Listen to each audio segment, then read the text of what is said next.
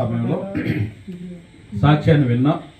యవన బిడ్డ మరి రవికుమార్ నూతనంగా వివాహం చేసుకుని భార్యను తీసుకుని మరి మొదటిసారిగా హైదరాబాద్ వెళ్తూ ఉన్నాడు. మీరందరూ మీ యొక్క అనుదిన ప్రార్థనలో బిడ్డల యొక్క పేర్లను మీరు జ్ఞాపకం చేసుకొని ప్రభు సన్నిధిలో ఎత్తి పట్టుకోనండి. ఆ నూతన జంటను దేవుడు దీవించాలని, ఆశీర్వదించాలని, మరి సంతోషకరంగా వారి జీవితాన్ని, వైవాహిక జీవితాన్ని గడపాలని, మరి అక్కడ వారు ఒంటరిగా ఉన్నప్పుడు మరి ఎలాంటి శోధనలు, సమస్యలు లేకుండా వారు అన్యోన్యంగా జీవించాలని, దేవుడు వారికి కృపను తోడుగా ఉంచాలని అనుదిన మీ ప్రార్థనలో జ్ఞాపకం చేసుకోండి. హల్లెలూయా. అలాగే మరి తండ్రి గారి గురించి కూడా చెప్పాడు ఆయన, మరి మోకాళ్ళ నొప్పులని, మరి ఆయన కూడా మన ప్రార్థనలో మనం జ్ఞాపకం చేసుకోవాలి. చాలామంది మోకాళ్ళ నొప్పులోళ్ళే చాలామంది ఉన్నారు. ఇలాంటి ముసలోళ్ళు అందరూ కూడా మరి దేవుని సన్నిధికి వచ్చి మనతో పాటు వాళ్ళు కూడా ఆరాధించాలి.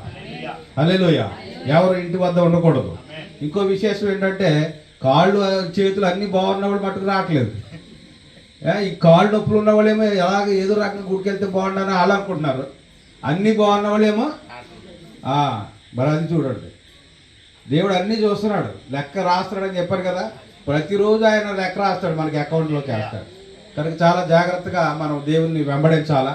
ఏదో పేరు పెట్టుకుని పేరు పట్టుకుని నీవు క్రైస్తవుడు కానీ మరి నువ్వు జీవించిన మట్టుకు నువ్వు జీవిస్తున్నావు కానీ నీవు మృతుడివే అన్నాడు. మృతుడివి అంటే ఏంటంటే మన లోక విషయాల్లో మనం ఏమయ్యామంటే మరి తీరిక లేకుండా దేవుని విషయంలో మనం మరి చచ్చిన స్థితిలో ఉంది మన ఆత్మ. అంతేనా? మనం శరీరాన్ని పోషిస్తాం, శరీరాన్ని ప్రేమిస్తాం, శరీరానికి అన్ని రకాల సౌకర్యాలు మనం కల్పిస్తాం. కానీ శరీరంతో పాటు లోపలేముంది? అదే బయటికి వెళ్ళిపోతే ఇంక శరీరాన్ని ఇంక నువ్వు ఎంత ఏం చేసినా ఏమీ లాభం లేదు. ఇంకా చివరిసారిగా ఇంక తోమరేమని బింది నీళ్ళు అడుగుతుంది ఎత్తిపోతే వేసేసి ఒక గొడ్డోడు చుట్టేసి ఎప్పుడు తరిమెత్తే బాగుంటుందా అనుకుంటారు అన్నమాట. కనుక దేహంలో ప్రాణం ఉన్నంత వరకే మనకి ఈ దేహానికి విలువ. హల్లెలూయా. కానీ మనం ఏం చేస్తామంటే ఈ దేహానికి విలువిచ్చి, ఈ దేహాన్ని ప్రేమించి, ఈ దేహాన్ని సంరక్షిస్తాం, ఈ దేహాన్ని పోషిస్తాం. కానీ లోపల దేవుని యొక్క ఆత్మ ఉన్నది. ఈ ఆత్మను మనం పోషించాలా, ఈ ఆత్మను మనం ప్రేమించాలా. కంటికి కనిపించిన దాన్ని ప్రేమిస్తాం, దీన్ని సంరక్షిస్తాం, దీన్ని పోషిస్తాం. కానీ లోపల ఉన్న ఆత్మకు మనము ఏం పెట్టమంటే సరి అయినటువంటి ఆహారం ఇవ్వం. ఆహారంలో చాలా మరి విధాలైనటువంటి ఆహారాలు ఉన్నాయి. గంజికూడు కూడా అది ఆహారమే, సారు పువ్వు కూడా అది ఆహారమే, పప్పు సారు కూడా అది ఆహారమే, మాంసం కూర కూడా అది ఆహారమే. నువ్వు ఎలాంటి ఆహారం ఇస్తే నీ శరీరము మరి దృఢంగా ఉండి బలపడుతుందో అదే విధంగా నీ యొక్క ఆత్మ కూడా సరి అయిన వాక్యాన్ని ఇవ్వాలి. లోకములో కలిపి చెరిపేటువంటి మాటలు కాదు కానీ, అసత్యమైనటువంటి బోధలు కాదు కానీ, సర్వసత్యములోకి నీవు నడిచినప్పుడు, నీవు నిజమైన వాక్యాన్ని వెంబడించినప్పుడు నీ యొక్క ఆత్మ ఏదైతే ఉందో నీ శరీరం కంటే ఎక్కువగా అది బలపడుతుంది. హల్లెలూయా. కనుక ఇప్పుడు చాలా మంది చాలా విషయాల్లో జారిపోవడానికి, వెనకబడిపోవడానికి కారణం ఏంటో తెలుసా? వాళ్ళు రెండు ఉన్నాయి వాళ్ళ జీవితాల్లో. వాళ్ళు శరీరాన్ని జయించలేకపోతా ఉన్నారు. కానీ వాక్య ప్రకారం మనం చూస్తే శరీరాన్ని మనం చంపి ఆత్మను మనము బ్రతికించాలి. కనుక నీవు జీవించడం మట్టుకు జీవిస్తున్నావు కానీ మృతుడు అనే మాటను మనం ఏం చేయాలంటే తిరగరాయాల. ఎలాగా? నేను జీవిస్తున్నాను. ఎక్కడ జీవిస్తున్నాను? ఆత్మలో జీవిస్తున్నా, క్రీస్తులో నడుస్తూ ఉన్నా, వాక్యానుసారమైన జీవితం, ప్రభువు కొరకు బ్రతుకుతున్నా, ప్రభువే నా శరణ్యం, ప్రభు కొరకే నేను జీవిస్తా, ప్రభు మాటలే మాట్లాడతా, ప్రభు కార్యాల కొరకే నేను వెళతా. అలాంటి నిశ్చయత కలిగి ఉన్నప్పుడు మన ఆత్మలో బలపడతాం.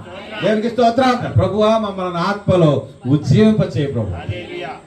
విశ్వాసములు ప్రభువా మమ్మలను స్థిరపరుచు. రెండు మాటలు నేను ఎప్పుడు పలుకుతాను, ఎందుకంటే అవి నాకు ఇష్టం. విశ్వాసం లేనిదే దేవునికి ఇష్టమైనట అసాధ్యము. విశ్వాసం లేకుండా 10,000 20,000 కానుకలు ఇచ్చినా అనవసరం. అవి నువ్వు భోజనాలు కొట్టాలి, బూరెలు కొట్టాలి అంటే అవి కూడా వ్యర్థమే. ఊరందరికీ నువ్వు నీకున్న కొలది నువ్వు పంచిపెట్టినా కూడా అది కూడా వ్యర్థమే. శరీరకంగా నువ్వు ఏమి చేసినా కూడా అవన్నీ కూడా వ్యర్థమే. దేవునికి స్తోత్రం. ఇవేమీ లేకపోయినా కూడా ప్రభువునందు నువ్వు ఆనందిస్తే గనక ఈ నూతన సంవత్సరంలో దేవుడు మనకి ఇచ్చిన వాక్యం అదే.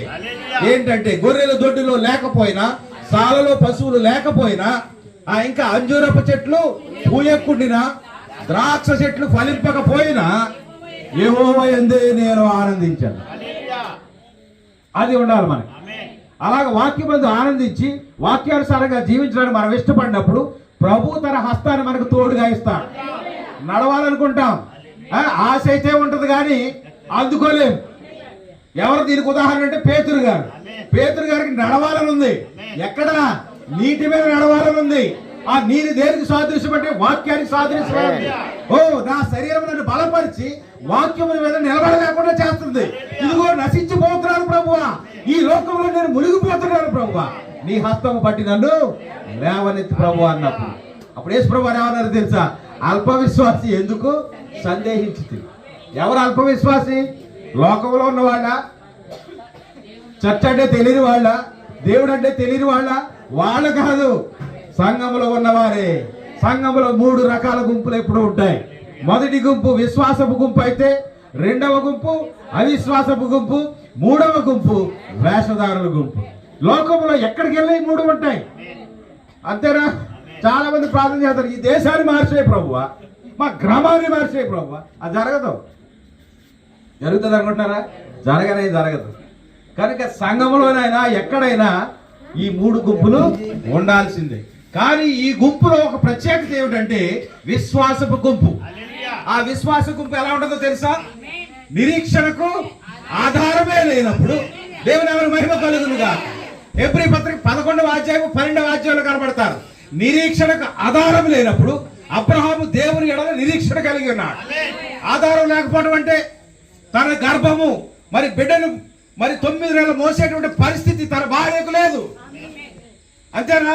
ఆ బిడ్డను నిలబెట్టేటువంటి ఓపిక తనకు లేదు. అది ఆ ఆధారం లేనప్పుడు అబ్రహాం ఏమనుకున్నాడు అంటే ఈ సమయంలోనైనా నాకు బిడ్డ ఇస్తాడు దేవుడు అని అన్నాడు. అది విశ్వాసపు గుంపు అంటే. అంతే కదా? నా ప్రజలందరూ కూడా ఒకవైపు ఉన్నారు. ఈ భూమి మీద ప్రజలందరూ ఒకవైపు ఉంటే ఒక్క నావోహే ఒకవైపు ఉన్నాడు. ఈ నావోహు 120 సంవత్సరాలు ప్రకటించాడు. ఏం ప్రకటించాడు? విశ్వాసం ఉంచమని. అతడు ఏదైతే ప్రకటిస్తున్నాడో దాని యందు నమ్మకం ఉంచమన్నాడు. నమ్మకం ఉండాలంటే ఒక ఆధారం ఉండాలి మనుషులకి. అది కథ. కనుక మనుషులు నమ్మాలి అంటే ఏం కావాలో తెలుసా? ఆధారం కావాలి. ఆ ఆధారం చెప్పిన ఇప్పుడు మోసాలు జరుగుతున్నాయి. కానీ దేవుని గ్రంథంలో ఉన్న 3వ గుంపులో మొదటి గుంపు అయిన విశ్వాసపు గుంపు ఏంటో తెలుసా? ఆధారం లేనప్పుడు, ఆశ్రయం లేనప్పుడు, అవకాశం లేనప్పుడు ప్రభు ఎడల నిరీక్షణ కలిగి ఉన్నారు. దేవునికి స్తోత్రం. కనుక మనకు నిరీక్షణకు ఆధారం ఎవరు అంటే మనం నమ్ముకున్న మన దేవుడే. హల్లెలూయా. ఆయనే మన హస్తమును పట్టి, శిష్యులు ఎవరు సాయం చేయలేదు పేతురికి, కానీ మన యేసయ్య. దేవునికి స్తోత్రం. అల్ప విశ్వాసి ఎందుకు సందేహించింది? యేసు ప్రభు తన ముందే ఉన్నా. హల్లెలూయా. ఆయన నీటిని ద్రాక్షరసంగా మార్చిన దేవుడు.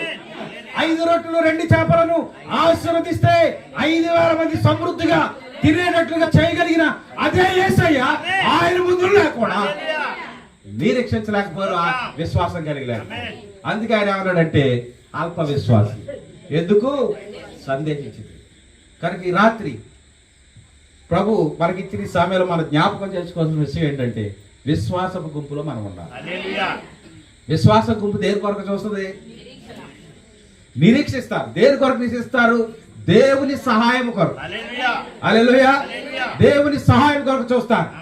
ఆ యొక్క రక్తస్రావ స్త్రీ, ఇదంతా ఇంట్రడక్షన్, వాక్యంలోకి వెళ్ళలేదు ఇంకా. ఆ రక్తస్రావ చేత బాధపడుతున్న స్త్రీ వైద్యులు ఏం చెప్పారంటే మా పని అయిపోయింది, ఏం చేయాలో అది చేసాం, ఏ వైద్యం ఇవ్వాలా వైద్యం నేను సంపూర్ణంగా చేశా, కోర్సు ఇచ్చేసాం. ఐసీలు ఎందుకు కడతారు? దానికి ఒక కోర్సు ఉంటుంది, ఆ జబ్బుకు సంబంధించిన కోర్సు. అది ఇచ్చే వరకు ఎవరు డిస్టర్బ్ చేయకూడదు. డాక్టర్లు ఎంతవరకు చేయగలరంటే వాళ్ళు నేర్చుకుంటారు ఈ ఫలానా రోగానికి ఈ వైద్యం. అంతకు మించి డాక్టర్ ఏం చేయగలడు? అంతేనా? కనుక అలా బయటకు వచ్చి ఏం చెప్తాడంటే ఇదిగో మీరు చేయగలిగిందంతా చేసిన తర్వాత భగవంతుడి దగ్గర మీరు ఇంటికి తీసిపోడు, కోలుకుంటే కోలుకుంటాడు. అంతేనా డాక్టర్ చేయగలిగింది? ఈ స్త్రీ కూడా డాక్టర్ల చేత వైద్యంలో ఎన్నో తిప్పలు పడి ఎన్నో శ్రమలు పడి లాస్ట్కి డాక్టర్ చెప్పింది కూడా అదే. అంతేనా? కానీ అప్పుడు కలిగింది ఆమెకి. ఏంటి కలిగింది? ఏం కలిగిందంటే విశ్వాసం కలిగింది. మనం గుడ్డి బత్తబాయ్ అనే వర్తమానం చెప్పుకుంటూ వెళ్తున్నాం. అందులో ప్రవక్త చెప్పిన ఒక మాట ఏంటంటే, నాకు తెలుసు, ఎందుకంటే నేను యోదయ దేశంలో ఉన్నాను కాబట్టి ఆ యూదుల యొక్క పడికట్టు ఆ విధానం అంతా నాకు తెలుసు కాబట్టి ఆ ప్రవక్త చెప్పింది ఖచ్చితంగా నేను రూఢిపరుస్తున్నాను ఇప్పుడు. ఏంటి అంటే వాళ్ళు ఒక కాటన్ క్లాత్ని మొదట వేసుకుంటారు. ఎవరు? యాజకులు. ఆ యొక్క ప్రత్యక్ష గుడారాలు పనిచేసేటువంటి ఆ యొక్క యూదులు, సమాజ మందిరంలో ఉండేటువంటి పరిసయ్యులు లేకపోతే సద్దూకాయలు, వీళ్ళందరూ ఏం చేస్తారంటే ముందు ఒక కాటన్ క్లాత్ని ఒక బనీని కింద, పూర్వం మన ముసలోళ్ళు చూడండి చేతులు బనీని వేసుకునేవారు కదా, సేమ్ అలాగే ఉంటుంది కానీ అది కద్దరదు అనమాట. దానికి కింద తాళ్ళు ఉంటాయి. ప్రతి ఒక బెత్తెడు వెడల్పులో చుట్టూ కూడా దానికి ఏముంటుంది తెలుసా? తాళ్ళు ఉంటాయి. అది మొదటి వస్త్రం. రెండవ వస్త్రం ఏంటంటే దాని మీద వాళ్ళు ఒక వైట్ క్లాత్ పైనుంచి కింద వరకు వేసుకుంటారు. ఆ వైట్ క్లాత్ ఏంటంటే చేతులు ఇలాగ పట్టుకుని ఉంటాయి, ఈ చేతులు కూడా ఇలా పట్టుకుని ఉంటాయి, ఈ మధ్యలో అంతా లూజ్గా ఉంటుంది. అలాగే కాళ్ళ వరకు కూడా అంగీ తెలుసు కదా మీకు, ఫాదర్లు వేసుకుంటారు, అలా ఉంటుంది. అక్కడితో అయిపోలేదు. ఆ తర్వాత వేస్తాడు యాజక వస్త్రం. ఇది యూదుల యొక్క వస్త్రధారణ. ఇప్పుడు ఈ స్త్రీ నడుచుకుంటూ వచ్చి ప్రభు యొక్క వస్త్రాన్ని పట్టుకుంది. ఏ వస్త్రాన్ని పట్టుకుంది? ఆ పై వస్త్రాన్ని పట్టుకుంది. అంతేనా? వాక్యం అలాగనే చెప్తుంటా. కానీ ఆ వస్త్రానికి, ఆయన కాళ్ళకు లేకపోతే ఆయన శరీరానికి మధ్యలో ఇంకా 3 వస్త్రాలు ఉన్నాయి. అంటే ప్రవక్త ఏం చెప్పడానికి ప్రయత్నం చేస్తున్నాడంటే ఆమె వచ్చి పట్టుకున్నటువంటి ఆ సంగతి ఎట్టి పరిస్థితుల్లో ఆయనకు తెలియదు. ఎందుకంటే ఆయన చుట్టూ ఏమున్నాయి? వస్త్రాలు ఉన్నాయి. దేవునికి స్తోత్రం. అలాంటి సందర్భంలో వచ్చి ఆమెను తాకినప్పుడు ఆయన ఆగిపోయాడు. ఏమన్నాడు తెలుసా? ఎవరో నన్ను ముట్టుకున్నారు. ఆయనకి రహస్యంగా మనం ఏమైనా దాచగలమా? ఆయనకి మరుగైనది ఏదైనా ఉన్నదా? దేవునికి స్తోత్రం. ఈగో ఉడుకు పేతురా అంటున్నాడు. ఉడుకు పేతురా, దుడుకు పేతురా. ఏంటి ప్రభు ఇంతమంది వచ్చి నీ మీద పడిపోతున్నారు, ఒకరి మీద ఒకరు పడిపోతున్నారు, దారి ఏమో చిన్నది, ఈ దారిలో ఒకరి మీద ఒకళ్ళు పడిపోయి రాసుకొని పూసుకొని వెళ్తా ఉంటే నువ్వేమంటున్నావు? ఎవరో నన్ను ముట్టుకున్నారు, అసలు అర్థం ఏమనుంది ఈ ప్రశ్నకి అని అంటున్నప్పుడు లేదు ప్రభావం నాలో నుండి బయలుపడదు. దేవునికి స్తోత్రం కాదు. ఆమె విశ్వాసము యేసు ప్రభుని ఆపింది. అర్థం చేసుకుంటున్నారా? యేసు ప్రభుని ఏమి ఆపింది? ఆమె విశ్వాసం. ఆమె విశ్వాసంగా కలిగి ఉన్నదని ఆయనకి ఎలా తెలిసింది? ఎలా తెలిసింది? దేవునికి స్తోత్రం. ప్రభావం అనగా ఏంటో తెలుసా? శక్తి అనగా ఏంటో తెలుసా? ఆత్మీయ మందిరంలో ఎన్నో మెట్టో తెలుసా? అది సద్గుణము. హల్లెలూయా. సద్గుణం అనగా ప్రభావము, ప్రభావం అనగా శక్తి. ఈ శక్తికి ఇంకొక పేరు పెట్టుకుందాం మనం.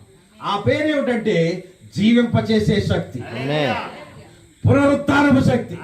పునరుత్థానం అంటే అందరికీ తెలుసు కదా, సమాధిలో నుండి తిరిగి లేవడం. అంటే చచ్చిపోయిన మన బ్రతుకులను ఏది బ్రతికిస్తుంది? దేవుని యొక్క శక్తి, దేవుని యొక్క ప్రభావము. హల్లెలూయా. నీవు కనుక ఆయన ప్రభావాన్ని లాక్కోగలిగినట్లయితే, దాన్ని ఎలా చెప్పడానికి ఇష్టపడతానంటే గింజుకోగలిగితే దేవుని ఎవరి మహిమ కలుగునుగా. నీలో ఉన్న ఆత్మ ఎదగడం మొదలెడతాను. విశ్వాస వీరులుగాను మారతాం. ఈ లోకాశలు నీకు ఉండవు. లోకంలో ఉన్నటువంటి సంగతులు నీకు అనవసరం. వాటి నువ్వు పట్టించుకోవు. లోకం గురించి కానీ వాటి సంగతుల గురించి కానీ నీకు ఏమాత్రం కూడా పట్టింపు ఉండదు. కాగా ఎవడైనా నువ్వు క్రీస్తుతో పాటు లేపబడినట్లయితే, క్రీస్తుతో పాటు లేవడం అంటే ఏంటో తెలిసినప్పుడు, ఎవడైనా పునరుత్థానం శక్తిలో వాడిలో ఉంటే అది ఏమవుతుంది? పైనున్న వాటిని వెతకండి. ఎవరు ఎదుగుతారు? పైన ఎవరు ఎదుగుతారు? కింద ఉన్న ఎవరు ఎదుగుతారు? ఇదిగో 3 గుంపులు చెప్పాం కదా. ఈ 3 గుంపుల్లో మొట్టమొదటి విశ్వాస గుంపు పైనుండి సహాయం వచ్చేవారు ఎదురు చూస్తారు. అబ్రహాం ఎన్నాడు ఎదురు చూశాడు? 25 సంవత్సరాలు ఎదురు చూశాడు. ఏ గుంపు ఇది? అబ్రహాములో చూసిన ఆ విశ్వాస పరిమాణాన్ని బట్టి ప్రభువే ఎలోహీముగా నడిచొచ్చాడు. ఈ ప్రభువే నడిచెళ్ళిపోతున్న వాడు ఆపింది ఏంటి? విశ్వాసం. అర్థమవుతుంది అందరికి? అర్థమైతే ఆమె చెప్పండి, లేకపోతే ఇంకో రికార్డు వేస్తాను. నా దగ్గర చాలా రికార్డులు ఉంటాయి. దేవునికి స్తోత్రం. ఇప్పుడు అబ్రహాము యొక్క విశ్వాసమును దేవుడే శరీరముగా దాల్చి వచ్చాడు. ఆయన్నే ఎల్ షడాయ్ అన. ఎల్ షడాయ్ అంటే ఏంటి చెప్పగలరా? 2 రొమ్ములు కలిగిన వాడు. ప్రవక్త ఏమన్నాడు తెలుసా? అబ్రహాముకి తన రొమ్ములతో పాలిచ్చాడు. ఆ పాలు తాగి అబ్రహాం శరీరంలో మార్పులు వచ్చాయి. యవ్వనుడు అయిపోయాడు. కావాలా మీకు ఆ పాలు? ముసలిదాన్ని అయిపోయింది బాబాయ్. మొక్కలు ఎప్పుడు తాగట్లేదు బాబాయ్. పాలు ఇస్తారేంటి బాబాయ్? ఇస్తాడు దేవుడు. కానీ నీకేం కావాలో తెలుసా? విశ్వాసం. నమ్ముట నీ వలనైతే. బాగా చెప్పేస్తున్నాడు. ఎదురు కూర్చొని నమ్ముట నీ వల్ల అవుతుందా అని అడుగుతున్నాడు ఆయన. అది అవుతుందా? మన దగ్గర రాజు వచ్చాడా? ఇందాక నుంచి అడుగుతున్నాం. రాజు వచ్చాడు అని. వాళ్ళ అబ్బాయిని ఆసుపత్రిలో పెట్టాడు. చేయగలిగిన వైద్యం అంతా చేసేసారికి జ్వరం ఎందుకు వచ్చిందన్నాడు డాక్టర్. ఎలా ఉంటుంది? 5 రోజులు వైద్యం చేసి జ్వరం ఎందుకు వచ్చింది నాకు తెలియట్లేదు డాక్టర్ అన్నాడు అనుకో, ఎలా ఉంటుంది? రాజు వచ్చి అంటాడు, అన్నయ్య తగ్గుతుందంటావా? తగ్గుతుందంటావా లేకపోతే ఎక్కడైనా స్వస్థతకి వెళ్ళమంటావా? మరీ భయంకరంగా అక్కడికి వెళ్ళలేరు కదా మనడు. అంతేనా? అదే నిరీక్షణకు ఆధారం లేదప్పుడు. నిరీక్షణకు ఆధారం లేదు. నిరీక్షణ కలిగి ఉండటం అది అబ్రహాము తన జీవితంలో చూపించాడు. ఎన్నాళ్ళు నిరీక్షించాడంటే 25 సంవత్సరాల నిరీక్షణ. ఆ 25 సంవత్సరాల నిరీక్షణ యొక్క జవాబు ఏంటో తెలుసా? దేవుడే శరీరుడిగా భూమి మీదకి వచ్చాడు. నమ్మారా? ఆమేన్. దేవుడే శరీరుడిగా భూమి మీదకి వచ్చి ఏం చేశాడు తెలుసా? ఆయన అక్కరేంటో తీర్చాడు. ఏంటి ఆయన అక్కర? ఆయనకి ఏం కావాలి? ఆయన ఎరుగును. అందుకే ఆయన అన్నాడు, మీరు ఆలోచించేసి ఏమైపోరు తెలుసా? 30 సంవత్సరాలకి టాలెంట్లు వచ్చేసేవి. మీరు ఆలోచించవద్దు, మీరు చింతించవద్దు. ఆకాశ పక్షులు చూడండి, అవి విత్తవు కోయవు, వాటికంటే మీరు శ్రేష్ఠ. అంతేనా? గడ్డి పువ్వులు చూడండి ఎంత అందంగా వికసిస్తాయో, రంగురంగుల పుష్పాలు. కానీ ఇశ్రాయేలీయులకు ఆ రాజు అయినటువంటి సొలొమోను కూడా ఈ పువ్వుల్లో ఒక్కడిగా కూడా అలంకరించబడలేదు. మరి అలాంటప్పుడు ఎందుకు నీకు చింత? ఎప్పుడు చూసినా మొక్కల్లో నవ్వులు ఉండవు. లోకం గురించి మనకు అనవసరం. క్రైస్తవుడు ఎప్పుడు నవ్వుతూనే ఉండాలి. అది మీకు సాధ్యమా? మీకు సాధ్యపడితే మీరు మొదటి గుంపులో ఉన్నట్టే. హల్లెలూయా. అందుకే ఆయన అంటున్నాడు, నమ్ముట నీ వల్ల అయితే అన్నాడు. నీ వల్ల అవుతుందా? నీ వల్ల అవగలిగినట్లయితే నీ జీవితంలో దేవుని యొక్క కార్యాన్ని కళ్ళారా చూడాలి. ఆ స్త్రీ ఎప్పుడు నమ్మిందో తెలుసా? సర్వాన్ని పోగొట్టుకొని రిక్త హస్తములతో మిగిలింది. ఖర్చు పెట్టి వాళ్ళకి డబ్బులు లేవు, కన్సల్టెంట్ ఫీజుకి డబ్బులు లేవు, ఏం చేయాలో తెలియక అప్పటికే ఆ అమ్మ ఈ అమ్మ అనుకోవడం విన్నది. వాళ్ళ వచ్చి ఊరికే ఉండరు కదా. నేను ఒక చోటకి వెళ్ళాను. ఒక ఆయన మరి మరణ పరిస్థితిలో వెళ్ళినప్పుడు అక్కడ ఒక ఆవిడ చెప్తుంది, నాకు చెవిలో చెప్తుంది, ప్రభు నమ్ముకొని చెప్పండి అయ్యి గారు. చాలాసార్లు అయిపోయిందమ్మా చెప్పడం, చాలాసార్లు చెప్పామమ్మా. ఇంకా అదేంటంటే వాత వేయబడిన మనస్సాక్షి. చూసారా? అదే ఇంటికి ఈ అమ్మాయి కోడలుగా నాకు చెప్తుంది. చూసారా? ఆమె కోడలుగా వచ్చి ఆమె ప్రభువుని నమ్ముకోండి. ఆవిడే చెప్తుంది నన్ను చెప్పమని. ఎందుకు చెప్తున్నానంటే విశ్వాసం ఎలా ఉండాలో తెలుసా? నిరీక్షణకు ఆధారం లేనప్పుడు. నీవు నిరీక్షణ కలిగి ఉంటే ఏదో పాస్టర్ గారు చెప్పడం వల్ల, పక్క పిన్నో చిన్నమ్మ చెప్పడం వల్ల కాదు, అది నీలో కలగాలి. హల్లెలూయా. ఈమె ఆళ్ళు వీళ్ళు చెప్పడం వల్ల విన్నది, కానీ ఇప్పుడు ప్రభువే ఆ పక్క నుంచి వెళ్తున్నాడు. ఎప్పుడు వెళ్ళాలి ప్రభు? ఈవేళ ఈ దారిలో ఎందుకు వెళ్ళాలి? ఆమె ఆయన ప్రణాళికలో. దేవుని నామానికి మహిమ కలుగు. హల్లెలూయా. మరొక్కసారి మీకు జ్ఞాపకం చేస్తా, ఆయన సుఖారా అనే ఊరికి వెళ్ళాడు. ఈమె కూడా స్త్రీయే. ఎందుకు స్త్రీలు ఎత్తుకున్నారంటే ఈ స్త్రీ సంఘానికి సాదృశ్యమైనది. సంగమా, నిరీక్షణకు ఆధారం లేనప్పుడు నీవు నిరీక్షణ కలిగి ప్రభు యొక్క సహాయం కొరకు నువ్వు ఎదురు చూస్తే ఆయన తప్పక ఏదో ఒక రోజు నీ కళ్ళ ముందు ప్రత్యక్షమయ్యాడు. హల్లెలూయా. ఆయన ఆ యొక్క సమరయ స్త్రీకి ప్రత్యక్షమయ్యాడు. యెరూషలేము నుంచి ఈ యాకోబు బావి వరకు మధ్యలో ఎవరు లేరా? ఇంకా చెప్పండి, ఉన్నారా లేరా? ఏమో నాకు అర్థం కావట్లేదు. ఎవరు? చాలా మంది ఉన్నారు, కానీ ఆయన నేరుగా ఎక్కడికి వెళ్ళాడు తెలుసా? అంటుకోనోడి దగ్గరికి, ముట్టుకోనోడి దగ్గరికి వెళ్ళాడు. ఆవిడే చెప్తుంది, నాయన యూదులు అసలు ఇటువైపు చూడనే చూడ. అలాంటిది నువ్వు వచ్చి నన్ను ఏమడుగుతున్నావు? నీళ్ళు అడుగుతున్నావా? అప్పుడే సగం చచ్చిపోద్ది ఆవిడ. ఎందుకంటే ఆయన తన ముందుకు వచ్చి నిలబడి నీళ్ళు అడుగుతున్నాడు. అర్థం చేసుకోండి. నేను ఇచ్చి నీళ్ళు త్రాగవాడు మరి ఎప్పటికీ తట్టుకో. అలాగైతే రోజు చచ్చిపోతున్నాను నేను ఈ మెట్ట మధ్య 12 గంటలకు వస్తున్నాను. ఎందుకంటే అందరితో పాటు వస్తే చూటుపోటు మాట్లాడతారు. రాత్రి వచ్చాడు చూసావా, ఆడు 3వ వాడు. మరి పొద్దున్న 4 కూర్చున్నాడు ఆడక్క, ఆడు 1వ వాడు. ఈ మాటలు పడలేక 12 గంటలకు వెళ్తుంది నీళ్ళు తోడుకోవడానికి. అప్పుడు ఎవరితో ఉంటుంది అక్కడ? ఇలా అంటాను ఏమనుకోండి. ఎంత కృగిపోయిందో జీవితంలో చూడండి. ఎంత ఇరుగు పొరుగు వారన్న మాటలు తన మనసులోనే పెట్టుకుని పైకి ఏదో నవ్వుతూ తిరుగుతుంది, కానీ ఈ లోకానికి అవి ఏమవుతుంది? భయపడతా ఉంది. లోకం ఏం పేరు పెట్టిందో తెలుసా మీకు? పాపాత్పురా. అలాంటి వాళ్ళు ఏమని పిలుస్తారు? పాపాత్పురా. అంతేనా? ఇంకేమైనా పిలుస్తారు? లోకము ఇలాగే ఉంటది. లోకం ఎలా ఉంటది? వాళ్ళ ఇంట్లోకి చూడరు, పక్కింట్లోకి చూస్తారు. ఆమె జీవితం అంతా చీకటి. మంచి ఏదైనా ఉందా? లేదు. కానీ ప్రవక్త ఏమి చెప్పడానికి ఇష్టపడుతున్నాడు తెలుసా? ఆ చీకటి బ్రతుకు లోపల ఒక విత్తనం ఉన్న. ఎవరికి స్తోత్రం.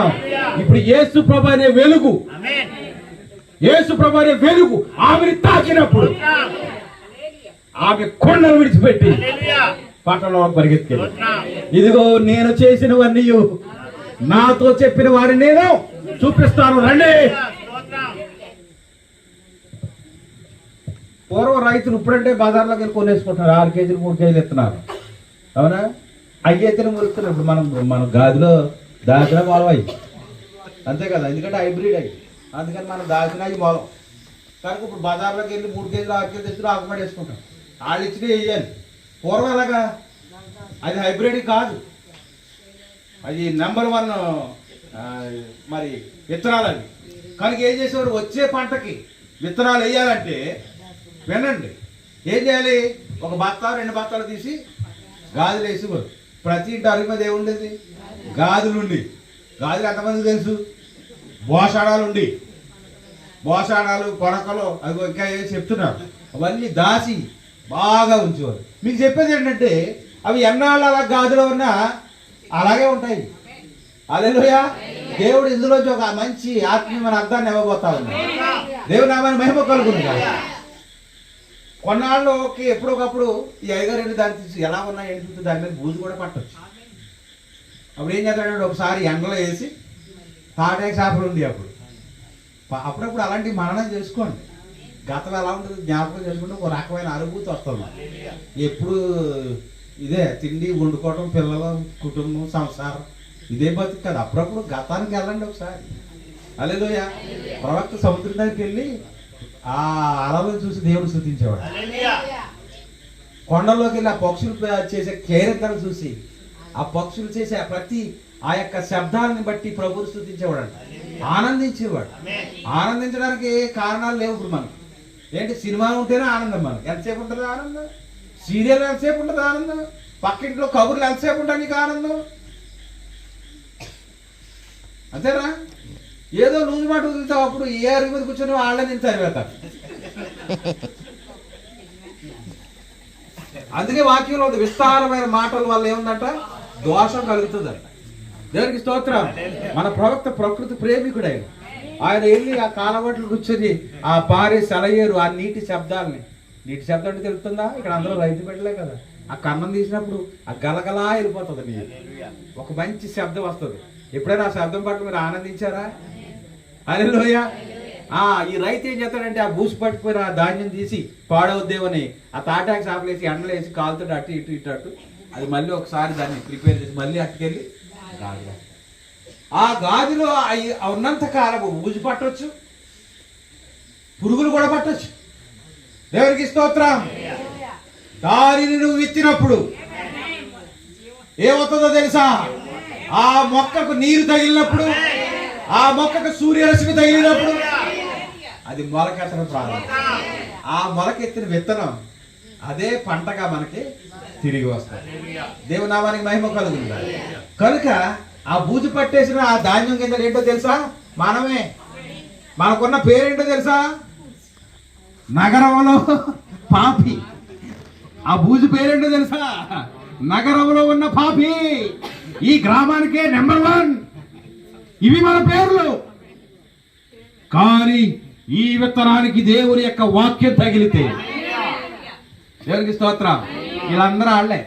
ఈ గింజలన్నీ వదిలేశాడు, ఆ పొల్లులన్నీ వదిలేశాడు. నేరుగా ప్రభు నడుచుకుంటూ ఇలా అక్కడ నిలబడ్డాడు. ఆయన అంటున్నాడు కదా, నేనిచ్చి నీళ్లు త్రాగువాడు మరి ఎన్నటికి. ఆ మాటకు ఆగిపోయింది. ప్రియమైన సహోదరి సహోదరులారా, సంఘానికి ఎందుకు వెళ్ళాలి? వాక్యం ఎందుకు వినాలి అంటే, ఏదో ఒక్క మాట చాలు నీ బ్రతుకును మార్చేయడానికి. ఏదో ఒక మాట చాలు నీ బ్రతుకు ఆశీర్వాదంగా ఉండడానికి. హల్లెలూయా.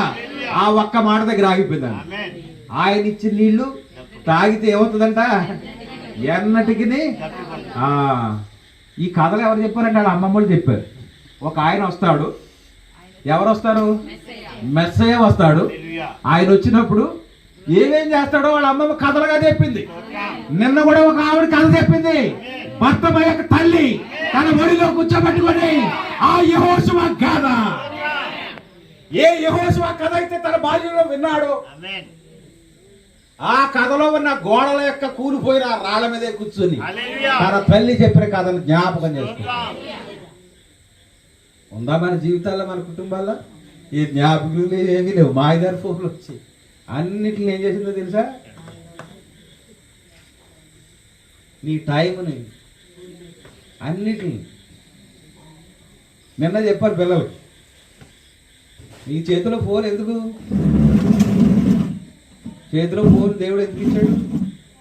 అన్నిట్లో మంచి ఉంటుంది, అన్నిట్లో చెడ్డ ఉంటుంది. క్లిక్ చేసి ఇన్స్టాగ్రామ్లో ఎక్కడం అని కాదు. దేవుని పాటలు ఉన్నాయి, నేర్చుకుని సంఘంలో పాడండి. అలా చేయొచ్చా? ఎవరో ఎప్పుడు కానీ పాటు నేర్చుకుని పాడు, అది కొత్తగా ఉంటుంది. దేవుని నామమున మహిమ కలుగునుగా. సంఘంలోనూ ఒక ఏంటంటారు, సంఘంలో ఒక రాగమే, ఇంట్లోనూ ఒకటే, బయటకు వెళ్ళిన ఒకటే. సంఘంలో పాటలు కూడా వీధిలో పడే. కాస్త అర్థం చేసుకోండి. వీధిలోకి వెళ్ళినప్పుడు సువార్త గీతాలు పాడాలి. ఆ సువార్త గీతాలు ఏంటి ఎలా పడుతుంది అడుగు నేను చెప్తాను. అయ్యా ఆరాధన, శుద్ధి ఆరాధన. నిన్ను అనలేదు, అందరికీ నిన్నంటే నువ్వు బాధపడవని నిన్ను అంటున్నాను అంతే. అందరికీ చెప్తున్నాను. శుద్ధి ఆరాధన గీతాలు ఎప్పుడు పాడాలి? ఆరాధించేటప్పుడు పాడాలి. అవి ఎప్పుడు పాడుతున్నారు మీరు? సువార్త గీతాలు ఉన్నాయి, ఆరాధన గీతాలు ఉన్నాయి, ఇంకా ఏమి ఉన్నాయి? సిలువ ధ్యాన గీతాలు ఉన్నాయి, పెళ్లి పాటలు ఉన్నాయి, లేకపోతే ఇలాంటి కృతజ్ఞత కూడుకులో పరదేశంలో ప్రియురారగిరి పాడతారు. ఎలా ఉంటది? కొట్టిదారి వేస్తారు. కనుక సమయం సందర్భం ఉంది. మనకు ఎవరైనా మన ఇంట్లో రోగులు ఉన్నప్పుడు ఏం పాట పాడతావు? ఏం పాట పాడతావు? డీజే వేసుకుంటావా? డీజే పెట్టుకొని డ్యాన్స్ చేస్తావా? ఏం చేయాలి? నీకు సమస్య ఉన్న దాన్ని విడుదల పొందాలంటే పాడు యెహోవా నీ నామము. ప్రతి దానికి ఒక సమయం, ఒక సందర్భం ఉంది. ఇది ఈ విచక్షణ ఆడుకుంటారు క్రైస్తవుడికే ఉంటుంది. క్రైస్తవులు అని పేరు పెట్టుకుని ఆ విశేషం మనకు లేకపోతే అది అర్థమైన మాట. అర్థమవుతుందా? ఆ విధంగా అందుకే అన్నాడు ఆయన, పావురం వలె నిష్కలంక జీవితమును పాము వలె వివేకం కలిగి. ఏంటా వివేకం? ఎక్కడ ఎలా మసులుకోవాలో తెలుసుకోవడమే వివేకం. ఎక్కడ ఎలా మాట్లాడాలో తెలుసుకోవాలి. అర్థమవుతుందా? నీ ఇంట కూర్చుంటున్నప్పుడు మళ్ళీ మొదలెట్లా అక్కడ 6వ వచనం ఎందుకు ఆపేయానంటే కింద ఉన్న వాక్యం గురించి. యెహోవా ధర్మశాస్త్రము యథార్థమని. ఆ పాత్రగాడు మళ్ళీ ఏం తెలుసుకోలేదు. ఈ వాక్యాన్ని నువ్వేం చేయాలి తెలుసా? నువ్వు ఇంటను కూర్చున్నప్పుడు, త్రోవను నడిచినప్పుడు, పరుండునప్పుడు, ఆలోచించినప్పుడు. దేవునికి స్తోత్రం. అదే దావీదు అంటున్నాడు, రాత్రి వేళ నేను పరుండి నేను తలంచుకొనుచుండగా నాకు ఏ దురాలోచన కానరాలేదు. ప్రతిరోజు రాత్రి పడుకునే ముందు ఇలాగ ఆలోచించుకుంటే ఎంత బాగుంటుంది. ఏ రోజు అకౌంట్ ఆ రోజు సెటిల్ చేసుకోవడం అనమాట. ఈ రోజు ఎవరన్నా తిట్టావా? ఎవరి మీద కోప్పడ్డావా? ఎవరినైనా అబద్ధ సాక్షి చెప్పావా? లేని ఉన్నట్టుగా క్రియేట్ చేసేసి వైరల్ చేసేసావా? ఆలోచించుకుంటే నీ మనస్సాక్షి చెప్తాడు. అప్పుడు నువ్వేం చేయాలా? ఆ మంచం దిగాలి. అప్పుడే మంచం దిగి, ప్రభువా ఇదిగో నేను తప్పు చేశాను, అంతేనా? ఏ రోజు ఆ రోజు అకౌంట్ క్లియర్ చేసుకుంటే బాగుంటుంది. లేకపోతే సంవత్సరానికి ఒకసారి పెద్ద గుట్ట అయిపోద్ది, వడ్డీ అయిపోతుంది. పడకకి వెళ్ళక ముందే అందుకే అన్నాడు, నీ అర్పణ అర్పించేటప్పుడు నీ సహోదరునికి నీ మీద విరోధం ఏదైనా ఉన్నదని నువ్వు గ్రహిస్తే, అదే పాత నిబంధనలు ఏముందంటే అపరాధ పరిహారార్థ బలి. ఇప్పుడు ఆ అర్పణ ఎత్తుకున్నానంటే తెల్లారిపోతుంది. ఏం అర్పించాలి? నీకు నువ్వు క్లియర్గానే ఉన్నావు, నువ్వు ఎవరిని ఏమనలేదు, మంచిగానే ఉన్నావు, పొద్దున్న చాలా బయటికి రాలేదు నువ్వు. అయినా కానీ బయటికి వెళ్తుంటే ఏం చేస్తుంది? పేలాలు పేలిపోయినట్టు పేలిపోతుంది. ఏదో కారణం. నిన్ను నువ్వు ఆలోచించుకుంటే ఏ అపరాధం తెలియట్లేదు, కానీ చూస్తే ఆవిడ ఎందుకో తిడుతుంది అంటే సమస్య ఎక్కడో ఉంది, నీకు తెలియని సమస్య. అలాంటప్పుడు ఏం చేయాలంటే అపరాధ పరిహారార్థ బలి పట్టుకెళ్ళాలి. ఆ సహోదరుని నిన్ను నిందించడాన్ని బట్టి, కానీ దాని కారణం నీకు తెలియట్లేదు కారణాన్ని బట్టి ప్రభు సన్నిధికి ఏం తీసుకురావాలో తెలుసా? అపరాధ పరిహారార్థ బలి. అదే కొత్త నిబంధనలు యేసు ప్రభు ఏం చెప్పాడంటే, నీ సహోదరునికి నీ మీద ఏదైనా విరోధం ఉన్నప్పుడు వెంటనే నీ అర్పణ అక్కడ విడిచిపెట్టి మొదట నీ సహోదరునితో ఏమన్నాడు? సమాధానం. ఇది క్రైస్తవ ధర్మం, ఇది క్రైస్తవ విధానం, ఇది విశ్వాస గుంపు చేయాల్సినటువంటి ధర్మం. అబ్రహాము 25 సంవత్సరాలు నిరీక్షణ కలిగి ఉన్నాడని చెప్పుకున్నాం కదా. ఆయనకి ఏ సమస్యలు లేవనుకుంటున్నారా? సమస్య వాళ్ళ ఎవరిని తీసుకెళ్ళాడు ఆడుతుంటే సమస్య. అయ్యగారు అంటున్నారా, మనం ఎవరితో ఎక్కువ స్నేహం చేస్తాం వాడితోటి ప్రాబ్లమ్స్. ఏదో రోజుని తాకట్టేస్తాడు మనం. హల్లెలూయా. అబ్రహాం సమస్య ఎవరో తెలుసా? లోతు. ఇతడు విశ్వాసి కాబట్టి గ్రహించాడు. ప్రభు సన్నిధిలో ప్రార్థించే వ్యక్తి కాబట్టి తెలుసుకున్నాడు. నేరుగా ఎవరికి వెళ్ళాడు? ఎవరితో చెప్పాడు? లోతుతోనే మాట్లాడు. ఎవరితో చెప్పాడు? లోతుతోనే మాట్లాడాడు. వెళ్ళి, అయ్యా ఈ ప్రదేశం నీకు ఇష్టమైతే నేను ఎక్కడికైనా వెళ్ళిపోతాను. అలా జరుగుతుందా మనకి ఇష్టం? అలా మన వల్ల అవుతుందా? నమ్ముట నీ వల్ల అయితే అన్న మాట దీన్ని పెట్టుకున్నాం. మన వల్ల అవుతుందా? నేను వెళ్ళడం ఏంటి? ఆండే వెళ్ళిపోమంటా ఉంటుంది. ఏమయ్యా నేను వెళ్ళడం ఏంటి? వెళ్ళిపోమని ఆండే. కానీ అబ్రహాం ఏం చేశాడో తెలుసా? సహోదరుడా ఉంటావా వెళ్ళిపోమంటావా? ఆ పర్వత శిఖరం ఎక్కి మాత్రం చూశాడు. అబ్బబ్బబ్బబ్బబ్బ సెలయేర్లు, పచ్చని గడ్డి, నా యొక్క పశువులకి ఏమాత్రము లోటు ఉండదు. మనం కూడా అంతే. పై వేషాన్ని చూస్తాం మనం. నా పశువులకి నీరు కానీ గడ్డి కానీ ఏమీ లోటు ఉండదు అనుకున్నాడు. కానీ లోపల సమస్య ఏంటో తెలుసా? లోతు, నీ ఇంటికి వచ్చిన అతిథులు బయటికి పంపు. ఎందుకు? దండలు వేస్తావా? ఏం చేస్తాం? వారితో పాపం చేస్తాం. ఎలా ఉందో తెలుసా? అలాంటి ఊరు ఎన్నుకున్నాడు అయ్యగారు. ఎవరు? లోతు గారు. సరే ఆ కథ అంతా వద్దులే. అబ్రహాము ఎంత చక్కగా మరి తనకు తానే న్యాయం చేసుకున్నాడు తెలుసు. సహోదరుడా నువ్వు ఇక్కడ ఉంటే నేను ఎక్క వెళ్ళిపోతా, లేదా నువ్వు ఎక్కడికైనా వెళ్తే నేను ఇక్కడే ఉంటాను. కానీ లోతు ఏం చేశాడంటే, నువ్వు ఇక్కడే ఉండు నేనే వెళ్ళిపోతాను. అప్పుడు దేవుడు ఆశీర్వదించాడు. ఎప్పుడు ఆశీర్వదించాడు తెలుసా? ఇవన్నీ సరిచేయబడడానికి అబ్రహాముకి 25 సంవత్సరాలు పట్టి. మనకి ఈ రాత్రి ప్రార్థన చేస్తే పొద్దున్న జవాబు వచ్చింది. పొద్దున్న జవాబు గారు రాలేదనుకో మళ్ళా దరిదాపుల్లో కనపడదు. పాటర్ గారు ఏమన్నా ఆశీర్వాదం గనే ఆయనలే ఉంటుంది, యేసుప్రభులే ఉంటుంది. యేసుప్రభు కూడా మానవుడే, కానీ ఆమె విశ్వాసమే ఆమెను బాగు చేసిందని ఆయన. అమ్మా నీ విశ్వాసమే నిన్ను స్వస్థపరచు. వెళ్ళే వచ్చావు తల్లి. చివరికి లాస్ట్కి నా దగ్గరికి రావాల్సి వచ్చింది. నువ్వే వెళ్ళు బాగుపడు అని ఏమన్నా అన్నాడు ఆయన. నీ విశ్వాసమే నిన్ను స్వస్థపరిచి సమాధానదాలు అయిపోయింది. అబ్రహాం అయిపోయాడు, ఆ యొక్క స్త్రీ అయిపోయింది. ఈ మూడవది భర్తిమై. దేవునికి స్తోత్రం. ఈ భర్తిమై విశ్వాసం ఏంటో తెలుసా? తన తల్లి ఏదైతే చెప్పిందో అవన్నీ గుండెలో నాటుకుపోయాయి. ప్రియమైన సహోదరులారా, మీ బిడ్డలకు మీరు ఏం చెప్తారో అదే వాళ్ళ మనసులో ఉంటుంది. అందుకని ఏమన్నారో తెలుసా? బాలును నడవలసిన త్రోవను వానికి ఎక్కడ నేర్పాలి, ఎప్పుడు నేర్పాలి? వాడి బాల్యతనంలో నేర్పాలి. అయ్య బాబా బాల్యతనంలో పండు, బుజ్జి, కన్నా, ఇంకేమేమి పాటలు ఉన్నాయి మీరు చెప్పండి.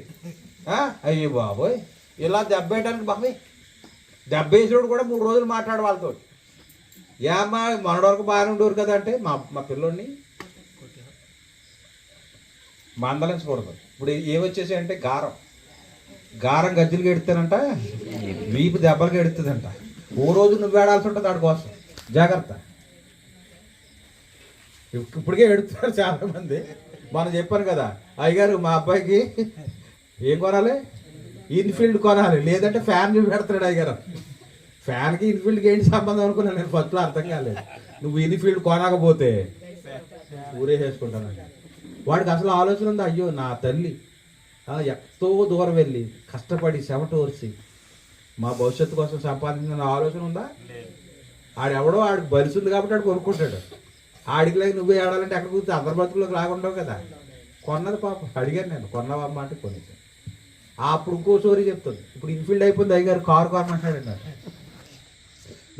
నువ్వు ఇచ్చి కొద్ది అలాగే వస్తుంటాయి. ఏంటి డ్రీమ్స్ పెరిగితే కానీ తరగో. కనుక నీకు జ్ఞానం ఉండాలి. ఏది మంచో ఏది చెడో, ఎలా జీవించాలో, ఎలా మసలాలో. ఇంటికి వచ్చే పాస్టర్ గారికి వందనాలు కూడా చెప్పట్లేదు చాలామంది. బయట సంఘాల కానవసరం, మన సంఘం వాళ్ళ పిల్లల కోసమే చెప్తున్నారు. మీ పిల్లలకి పాస్టర్ గారికి వందనాలు చెప్పమని చెప్తున్నారా? పెద్దలు గౌరవించాలని స్కూల్లోనే చెప్తారు, చెప్పరా? గురువే దైవం అంట. ఆ స్కూల్లో గురువు ఎలాగొన్నా ఇక్కడ ఈయన కూడా గురువే, ఆత్మీయ గురువు. మన మూలవాక్యం అదే. దేని పెంచాలి మనం? శరీరాన్ని కాదు పెంచుకోవటం. ఏం పెంచాలి? ఆత్మను పెంచుకోవాలి. ఎలాగ మనం ఆత్మ పెంచుకుంటామంటే ఇదిగో దేవుని దాసులు గౌరవించినప్పుడు నా నామం పేరటి గిన్నెడు చన్నీళ్ళు ఇస్తాయి. దాని ప్రతిఫలాన్ని మీరు పోగొట్టుకోవాలంటే అర్థం ఏంటి? దేవుని దాసులు ఏం చేయాలా? గౌరవించాలి. సన్మానానికి, రెట్టింపు సన్మానానికి పాత్రులంట. దేవునికి స్తోత్రం. ఎందుకంటే అనుదినము మీ కొరకు చేతులెత్తి మీ బిడ్డల కొరకు, మీ కొరకు ప్రార్థన చేసేవాడే దైవజనుడు. అంతేనా? మీ ప్రార్థన మీరే చేసుకున్నాడు అంటే ఆడు దైవజనుడు కాదు. అంతే. యాజకత్వం ఇది, మెల్కీషెదకు క్రమం. ప్రజల అనుదినము, ప్రజల యొక్క ఏంటి అపరాధాల నిమిత్తం, పాపముల నిమిత్తము, రోగముల నిమిత్తము దివారాత్రులు దేవుని వైపు మొరపెట్టేవాడే ఈ కాలపు దైవజనుడు. దేవునామానికి మహిమ కలుగును. ప్రజల యొక్క పాపముల ప్రక్షాళన నిమిత్తం యాజకుడు గొర్రెను మేకను వధించి దాని రక్తాన్ని తీసుకుని పళ్ళెంలోకి పోసి హిస్సోపుతో ముంచిన కుంచెతో ఆ యొక్క అతి పరిశుద్ధ స్థలంలో ఉన్నటువంటి ఆ యొక్క ఏంటవి ఉపకరణాలన్నిటి మీద చల్లేవాడు. అది యాజక ధర్మం. అయితే ఈ నేటి యాజకుడు నీ కొరకు దివారాత్రులు చేతులు ఎత్తేవాడే, నీ కొరకు దివారాత్రులు కన్నీరు కార్చేవాడే నీ దైవజనుడై ఉన్నాడు. ఎందుకంటే ఈ కాలానికి నీకు ఇచ్చిన యాజకుడు ఆయన. అందుకే దశభాగం పాస్టర్ గారికి ఏమన్నా ఎందుకుంది వాక్యం? మేము దశభాగం ఇచ్చేద్దాం తినేస్తాం అని కాదు. అర్థమవుతుందా? శ్రేష్టమైన పదార్థాలతో దైవజనులు పోషించాలి. ఎందుకు పోషించాలి? నీ కొరకే ఎడుతున్నాడు కాబట్టి. ఈ క్రమం కాక ఇంకో ఏదైనా క్రమంలో తీసుకొస్తే నువ్వేంటో తెలుసా? ఎక్కడో నీలో తప్పు ఉందని అర్థం. నీ మనసు ఎక్కడో ఉందని అర్థం. దేవునికి స్తోత్రం. కనుక ఈ రాత్రి మనం నేర్చుకునేది ఏంటంటే మన ఆత్మను పెంచాలి, మన ఆత్మను పోషించాలి. ఈ ఆత్మ మనల్ని ఏం చేస్తుందో తెలుసా? ఈ యొక్క సమరయ స్త్రీ యొక్క లోపల ఉన్న బీజానికి ఏం తగిలింది? వాక్యం తగిలింది. ఈ విత్తనం ఎదిగింది. అవునా? ఆమె అక్కడ తాగింది అనుకుంటున్నారా? ఊరంతా వెళ్ళిపోయింది. ఎవరు తిట్టుకుంటారో, ఎవరు కామెంట్ చేస్తారో, ఎవరు వైరల్, అందరి దగ్గరికి వెళ్ళిపోయింది. అయ్యలారా, ఇంతకాలం నా జీవితం నా ముందే అద్దము వలె దిద్దును మమ్మును అనేది ఏంటి?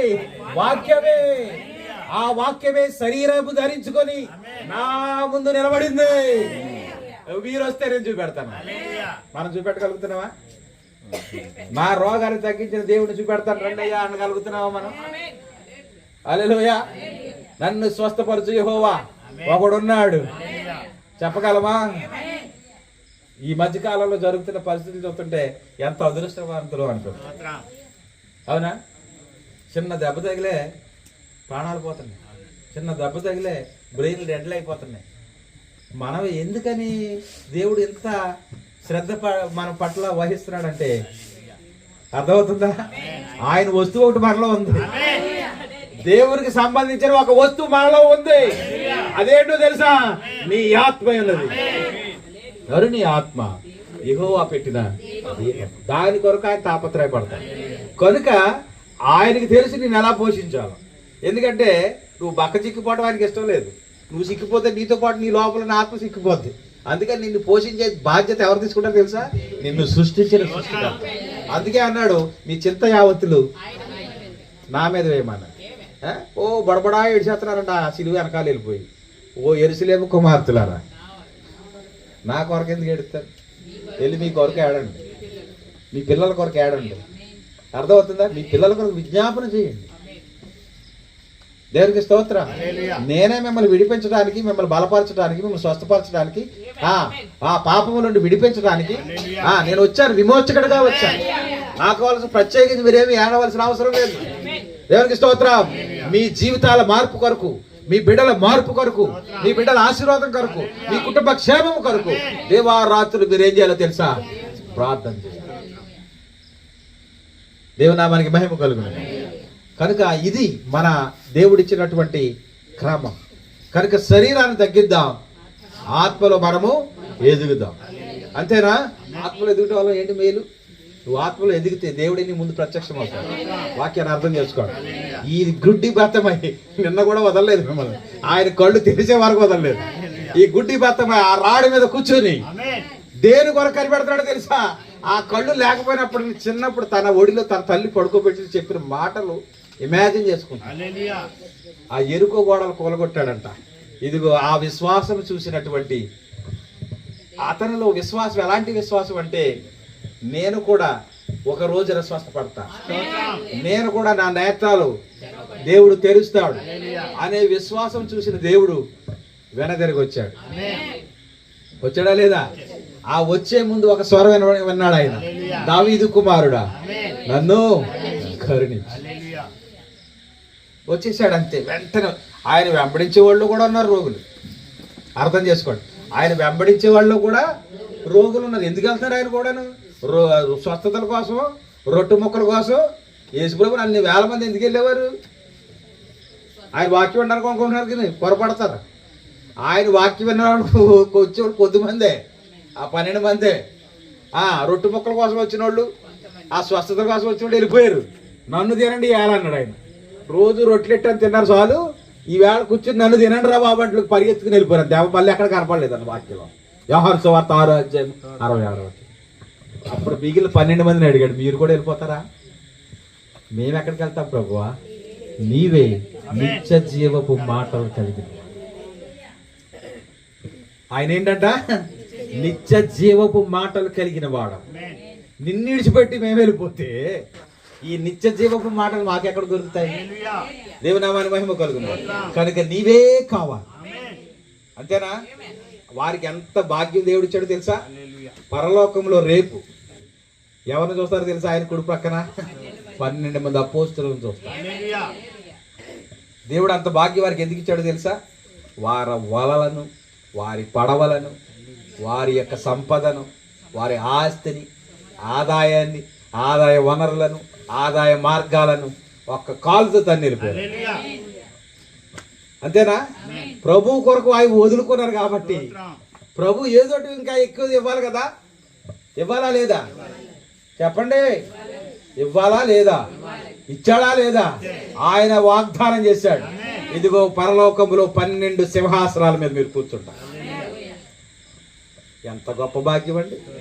ఒక స్త్రీ తన 2 కుమారులు తీసుకొచ్చి ప్రభువుని అడుగుతుంది, నాయన నా పెద్ద కొడుకునేమో నీ కుడి పక్కన కూర్చోబెట్టుకో, నా చిన్న కొడుకునేమో నీ ఎడం పక్కన కూర్చో, ఇంతకంటే నాకు ఏమొద్దంట. ఎంత మంచి కోరిక.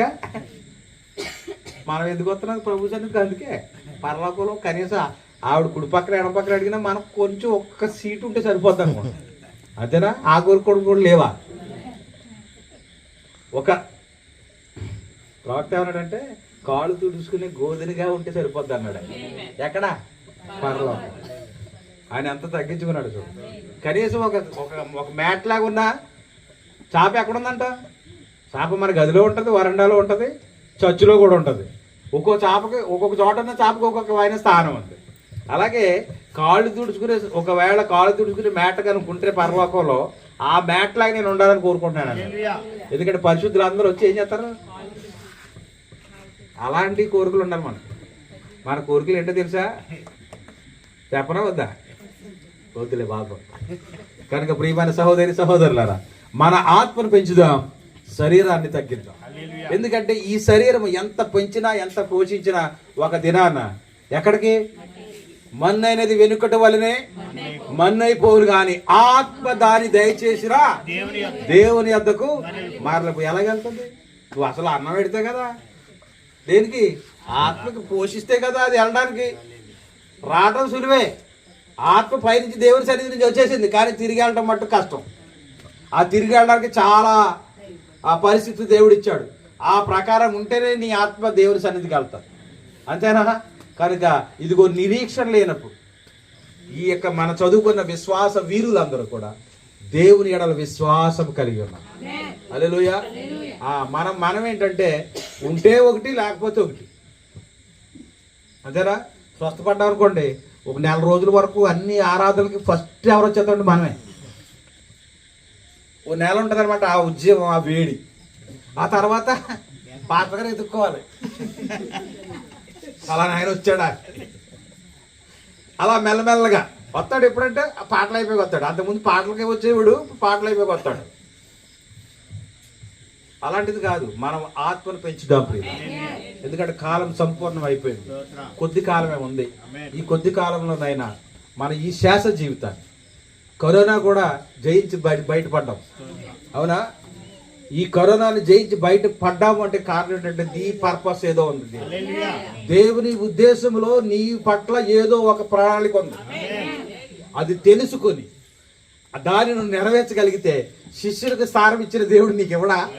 పరలోకంలో ఖచ్చితంగా ఇస్తాడు. దేవునికి స్తోత్రం చెప్తావా? హల్లెలూయా. ఇప్పుడు భర్తమై పెట్టిన కేక, ఆ కేక అంటే ఏంటనుకుంటారా?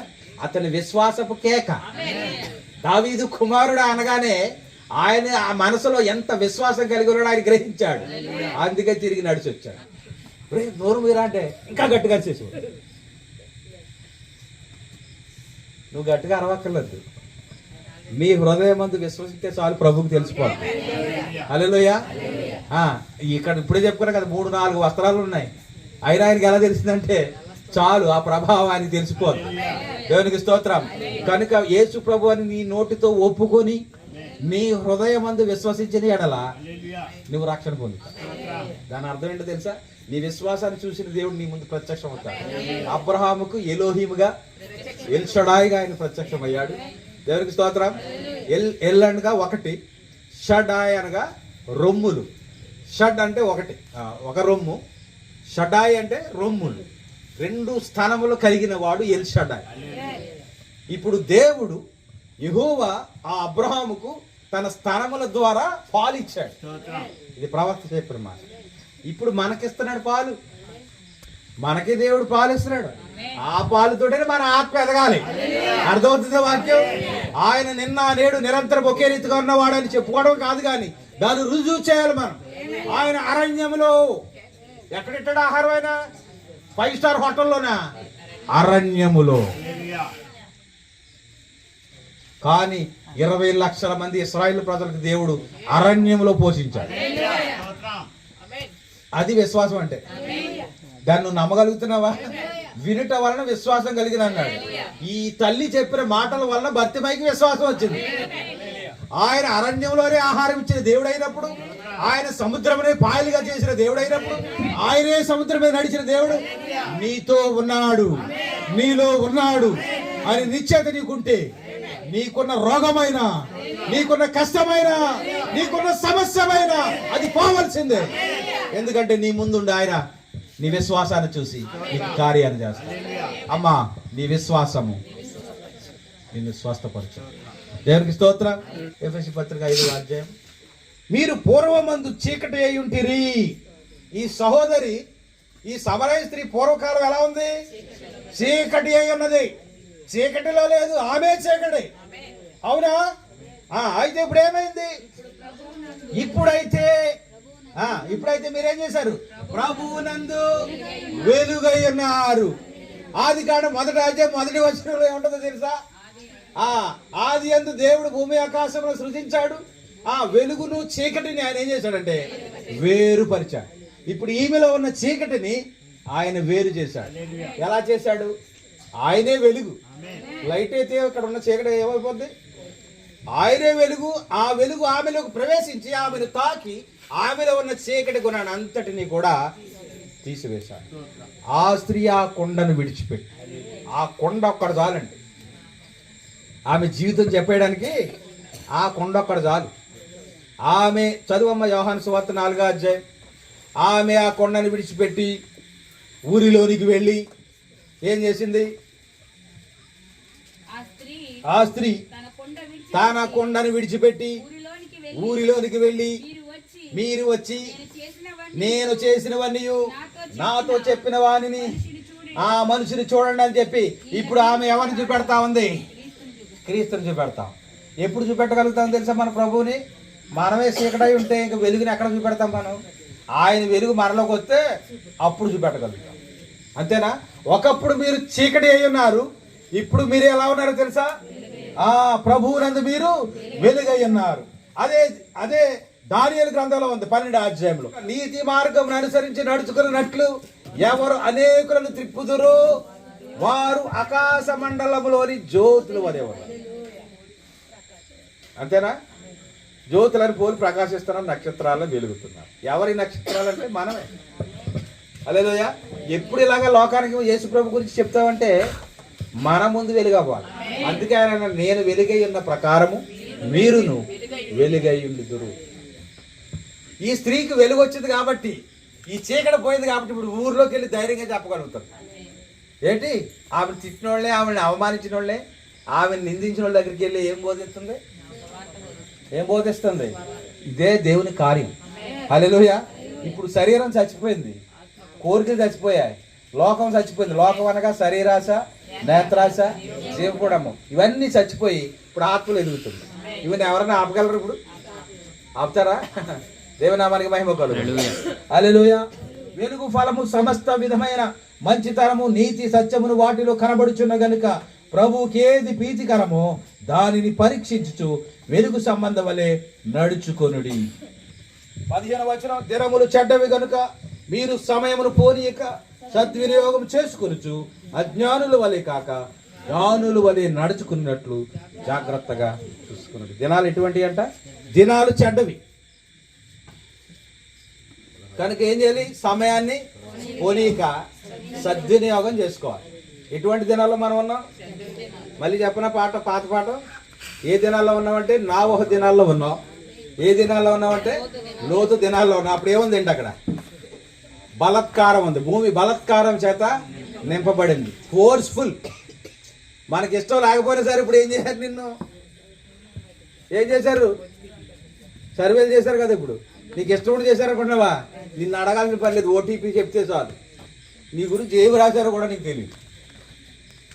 నీకు ఇష్టం ఉండి చేసావు. అది ఏంటిది? బలత్కారం. ఈ నావోహ దినాలనా, లోతు దినాలనా? దేవునామానికి మహిమ కలుగును. పరిశుద్ధుడైన నా ప్రియ పరలోకపు తండ్రి, ఈ రాత్రి కాలమందు నీకు వందనాలు అయ్యా. మీరు మమ్మల్ని ప్రేమించారు నాయన.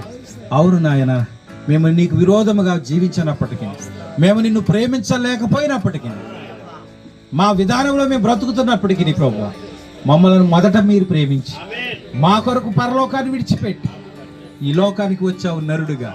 ఎందుకంటే ఇదిగో తను నశించిపోతున్నటువంటి మమ్మలను రక్షించడానికి ప్రభువా, విమోచన క్రయధనముగా నీ యొక్క రక్తమును చిందించి మమ్మల్ని విడిపించావు తండ్రి. నీ రక్తమును, పరిశుద్ధ రక్తమును వెలగా అర్పించావు తండ్రి. గొప్ప విలువైన నీ రక్తము కొరకు వందనాలు చెల్లిస్తున్నాం.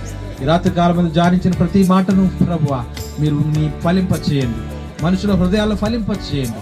ఇదిగో తండ్రి, వినటం వలన విశ్వాసం కలుగుని సెలవిచ్చావు తండ్రి. ఇదిగో నీ యొక్క వాక్యమును విన్న బిడ్డలలో విశ్వాస కార్యం జరిగించండి. ఇదిగో తన తల్లి తన ఒడిలో పడుకోబెట్టుకుని ఆ గుడ్డి భర్తమైకి ప్రభు, ఇదిగో యెహోషువ గురించి చెప్పినప్పుడు, ప్రవక్తల గురించి చెప్పినప్పుడు తనలో ఒక విశ్వాసం మొదలైంది ప్రభు. అతడు ఎదిగి పెద్దవాడైనప్పుడు ఇదిగో ఆ యెరూషలేములో ఆ కూల్చబడినటువంటి ఆ గోడలలో ఉన్నటువంటి రాడు మీద కూర్చొని ఆ గతమంతా జ్ఞాపకం చేసుకుంటాను. నేడు కూడా దేవుడు నా ముందుంటే నన్ను రక్షించగలడు, నన్ను స్వస్థపరచగలడు అనుకున్నాడు. అందుకే తనకు దారి చూపే గొర్రెను కూడా నీకు ఇచ్చేశాడు ప్రభువా. తనకు ఆ జీవనాధారమైన ఆ పౌరులను కూడా నీకు ఇచ్చేశాడు ప్రభువా. రేపేం జరుగుతుందో చూడలేదు నాయన, అదే విశ్వాసం. అందుకే మీరు సెలవిచ్చారు, రేపటి గురించి ఆలోచించవు. రేపటి గురించి ఆలోచిస్తుంది కానీ మీరు మీ చింతించడం వల్ల మీ ఎత్తుడు బోరుడు ఎక్కువ చేసుకోలేరు. మీ చింత యావత్తు నా మీద ఏం సెలవిచ్చారు. అవును నాయన, మాకున్న కష్టాలు, మాకున్న బాధలు, మాకున్న వ్యాధులు, మాకున్న శ్రమలు, మాకున్న ఇబ్బందులు అన్ని కాదు ప్రభు. మేమేం చేయగలము నాయన, మేమేమి చేయలేము నాయన. అల్ప విశ్వాసము నాయన. ఈ రాత్రి వాక్యం విన్నాము నాయన, మాకు విశ్వాసము దయచేయి. ఆ భర్త పైకిచ్చిన విశ్వాసం, ఆ సమర స్త్రీకున్న విశ్వాసము, ఆ రక్త స్రావరంతో స్త్రీకున్న విశ్వాసం మాకును దయచేయండి. ఇదిగో అబ్రహాముకున్న విశ్వాసం, అతని విశ్వాసం చూసి నీవే మానవుడిగా దిగి వచ్చావు.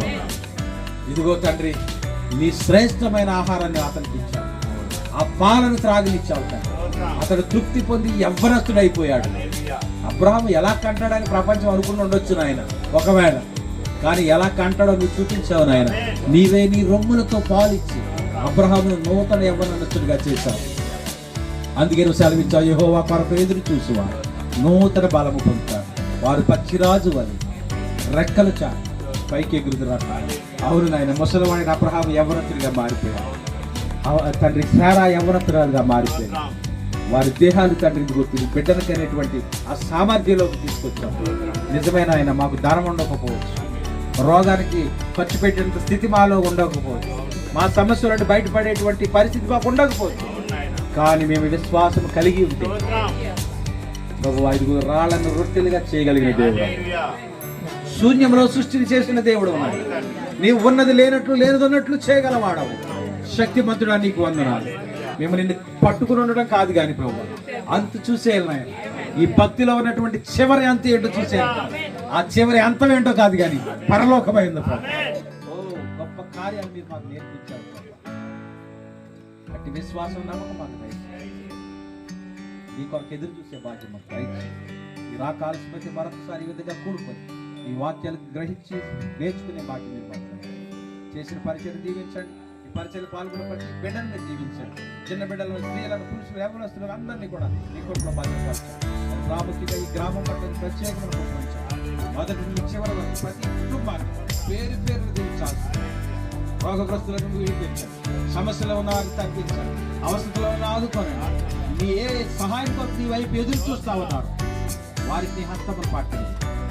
పేతులను ముట్టి లేవనెత్తిన దేవుడు, నేడు నువ్వు సజీవుడిగా ఉన్నావు. వారి బ్రతుకులో కార్యం చేసి ఈ గ్రామాన్ని ప్రత్యేకంగా మీరు ఆశీర్వదించండి, ఇంకట్లో భద్రపరచండి. ప్రాముఖ్యంగా ఇదిగో తండ్రి నాయన రవికుమార్ మన భార్య కొరకు ప్రార్థిస్తున్నాం. ఇలా రేపటి దిన మందు మరి వారు బయలుదేరి హైదరాబాద్ కొనసాగించవచ్చు. తన ఉద్యోగ ధర్మాన్ని బట్టి వారు అక్కడ జీవించవలసి ఉంటుంది.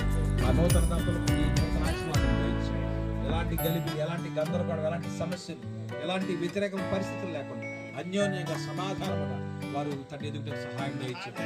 విచిత్రమైతే మంచి సహవాసం వారికి దయచేయండి. మంచి వర్తమానం చెప్పే చోట వారు నడిపించి వారి జీవితాలు మలుచుకోవడానికి సహాయం దయచేయండి. నీ యొక్క వాక్యమే మమ్మల్ని మరిచేది, నీ యొక్క వాక్యమే మమ్మల్ని మార్చేది, ఈ వాక్యం మమ్మల్ని సరిచేసేది నాయన. ఇటువంటి మంచి వాక్యం దగ్గరికి వారు నడిపించండి. మంచి నీటి చుట్టుపచ్చే నీళ్ళు ఇచ్చే దేవుడు నాయన. నీకు జీవ జలంలో ఓటే అదే వాక్యమైన ఈ వాక్యాన్ని నిర్లక్ష్యం చేయకుండా సత్యమైన వాక్యం అక్కడికి జీవితాలు మార్చుకునే వాక్యం వాళ్ళు తోడుగా వచ్చారు. చట్టిని కూడా మీరు జ్ఞాపకం చేసుకోండి. ఎవరైనా బిడ్డ ప్రభు ఇదిగో తన ఏ ఆలోచనతో ఉన్నాడు అన్ని సఫలపరచండి. తండ్రి గారు ప్రార్థిస్తున్నారు. ఆ బిడ్డను కూడా మీరు ఆశీర్వదించండి. ఇదిగో మోకాళ్ళ నొప్పులతో బాధపడుతున్నాయి, ఇదిగో మందిరానికి రాలని స్థితిలో ఉన్నాయి. బిడ్డని స్వస్థపరచుకోవాలి.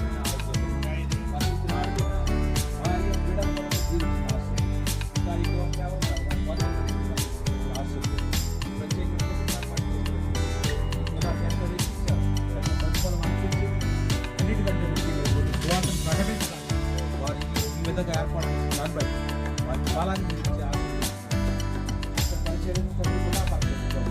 ఒక్క ఆత్మని రక్షించడానికి సహాయం భద్రపరచుకొని సకలమైన ప్రభావం చెడ్డగున్నామని ఉన్నాం, రేపేం జరుగుతుంది మాకు తెలియని పరిస్థితుల్లో ఉన్నాము. ఇక నీ బిడ్డను క్షేమంగా ఇంటికి నడిపిస్తావు, దారిలో ఎలాంటి ప్రమాదాలు సమస్యలు జరగకుండా క్షేమంగా నడిపించావు. తిరిగి నీ సన్నిధిలో మేము చేరి అందరం నిన్ను ఆరాధించేవారు.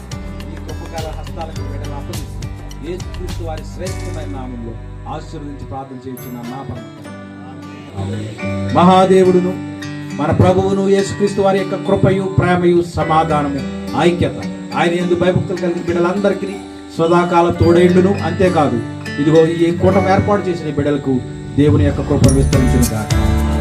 ఆమేన్. God bless you all. దేవుడు మిమ్మల్ని దీవించును.